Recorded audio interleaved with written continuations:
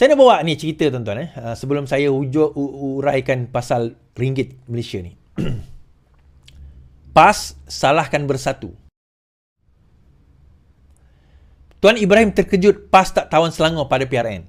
Kegagalan Perikatan Nasional menawan Selangor pada pilihan raya negeri Ogos lalu mengejutkan PAS. Timbalan Presiden PAS Tuan Ibrahim berkata, ini kerana sasaran awal pihaknya adalah PN akan dapat menawan Selangor, sekaligus memerintah negeri termaju di Malaysia itu. Kita pun terkejut sebab kenapa kita tak boleh merintah Selangor? Sasaran awal memang kita akan memerintah Selangor, Pahang dan Perak. Sebenarnya dalam strategi kita mampu tawan 3 negeri ini, katanya. Ahli Parlimen Kubang Kedah itu berkata demikian, mengulas penganjuran muktamar di Shah Alam yang dilihat sebagai fokus utama PN untuk menawan Selangor. Mengulas lanjut, Tuan Ibrahim berkata, penganjuran muktamar di Selangor adalah sebagai penghargaan atas pencapaian PN di Selangor pada PRN lalu. Muktamar pada kali ini kita buat di Selangor kerana penghargaan kita kepada Selangor telah mencapai pencapaian cemerlang, baru-baru ini menyumbang 11 kerusi. Keduanya, kebetulan kita sedang bersidang di Parlimen dan muktamar kali ini muktamar pemilihan parti. Biasanya, kita buat keputusan pemilihan ini diadakan di negeri yang bebas lah. Biasa sama ada di Selangor ataupun wilayah. Dan saya rasa itu akan menambahkan semangat khususnya ahli-ahli. Pada PRN yang berlangsung Ogos lalu, PN menguasai 22 kerusi. Kan? PH dan BN memenangi 34 kerusi dan kekal mentadbir Selangor. Walaupun tewas, PN menunjukkan peningkatan ketara di kawasan utara Selangor dan berjaya menafikan penguasaan 2/3. Baik. Pertama sekali, kenapa mula-mula PAS rasa terkejut? Tuan-tuan kena faham. Kelantan, Terengganu, Kedah diserahkan kepada PAS untuk nak ambil alih negeri tersebut, nak kekalkan. Sementara Negeri Sembilan, Penang dan juga Selangor diserahkan kepada Bersatu. Of course, kerjasama dengan PAS tetapi Bersatu. Malah Bersatu dah namakan bakal calon Menteri Besar kalau menang di Selangor. Dah namakan So Bersatu yang sepatutnya lead the pack untuk memenangi. Tapi sebaliknya mereka hanya berjaya menang 22.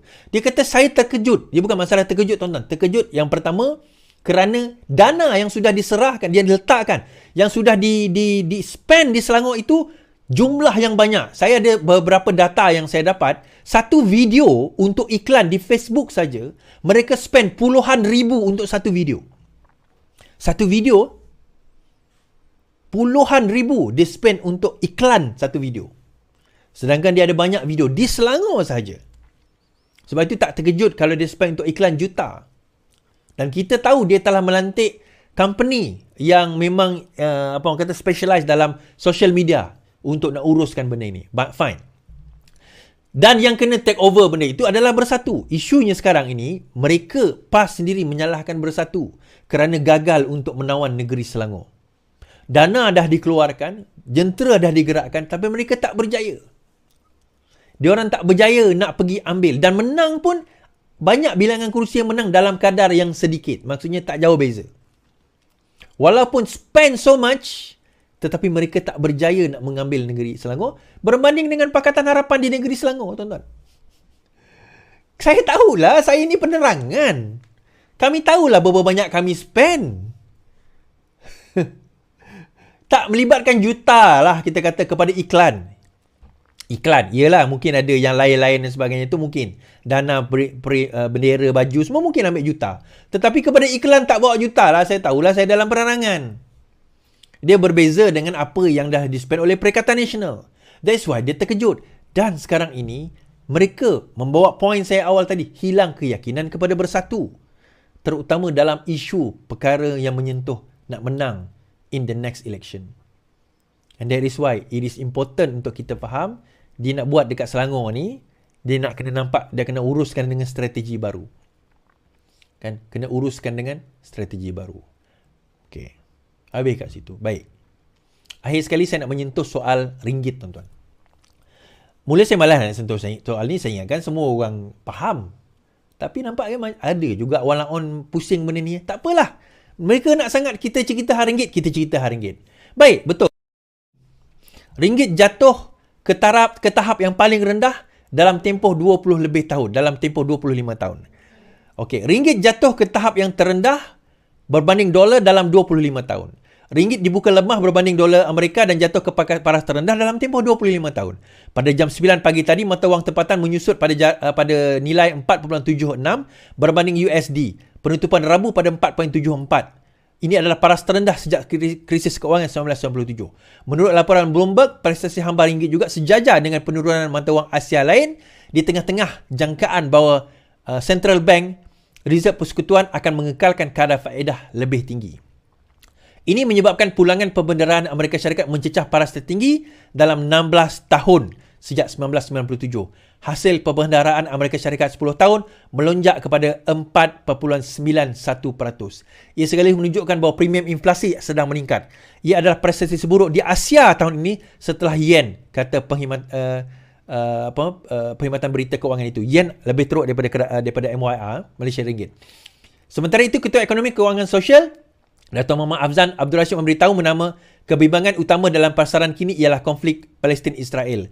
Sokongan tidak berbelah bagi kepada Presiden AS untuk Israel berpotensi memanjangkan konflik dalam keadaan sedemikian. Dolar berkemungkinan menjadi penerima manfaat utama memandangkan statusnya sebagai tempat selamat, katanya. Baik. Saya nak ulas benda ni, tuan-tuan. Nampak? Kegagalan Datuk Seri Anwar Ibrahim sekarang ini sehingga kita punya Malaysian Ringgit jatuh ke tahap yang paling rendah sekarang ini. Okey. Sebelum saya pergi kepada politik yang lebih dahsyat, PAS pergi bantai bersatu. Right. Ni saya kata usaha kerajaan lah. Untuk nak apa orang kata maksimumkan pengeluaran nak jadikan surplus dalam 2 tahun lagi. Ini Anwar pernah buat dahulu.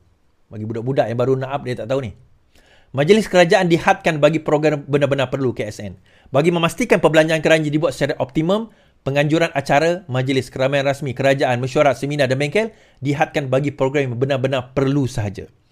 Perkara ini dinyatakan dalam surat edaran awal Arahan Kawalan Perbelanjaan Awam kepada semua ketua setiausaha kementerian dan ketua jabatan agensi kerajaan bertarikh 18 Oktober 2023. Perkara yang sama ini pernah dilakukan sewaktu Datuk Seri Anwar Ibrahim menjadi Menteri Keuangan pada tahun 1991-92. Sebab apa? Sebab bapa saya cakap. Bapa saya pegawai kerajaan, walaupun pegawai kerajaan paling rendah, level rendah, tetapi dia yang cerita. Masa Anwar jadi Perdana Menteri dan dialah yang memperkenalkan Anwar Ibrahim kepada saya. Dia mengatakan bahawa arahan pada waktu itu perkeliling adalah kerajaan dulu kerajaan ni kalau mesyuarat je makannya gila-gilanya mahal makan. Bila naik Datuk Seri Anwar Ibrahim sebagai Menteri Keuangan, antara perkara pertama ialah kalau nak mesyuarat, kalau makan pun kuih je. Sebab itu kerajaan pada masa itu terkenal kepada kuih seri muka dan juga mihun.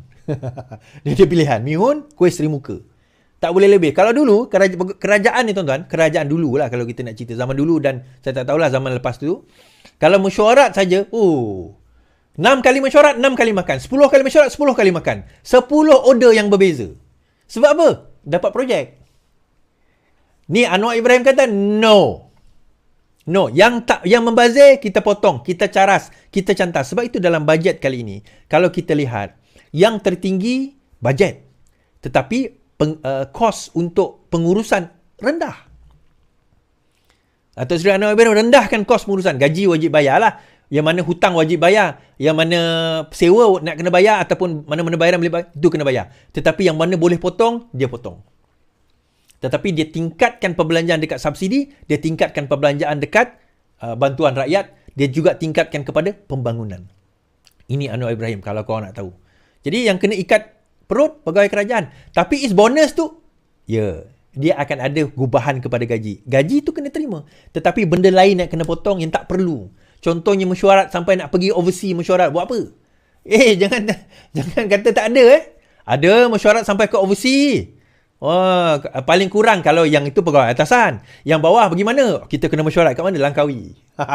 Kat mana nak mesyuarat? Kita pergi Sabah. Kita pergi Sarawak. Padahal nak mesyuarat biasa je pun. Bukan semua. Ada. Tak tahulah sekarang ni masih ada ke tidak. Tapi itu berlaku. Baik.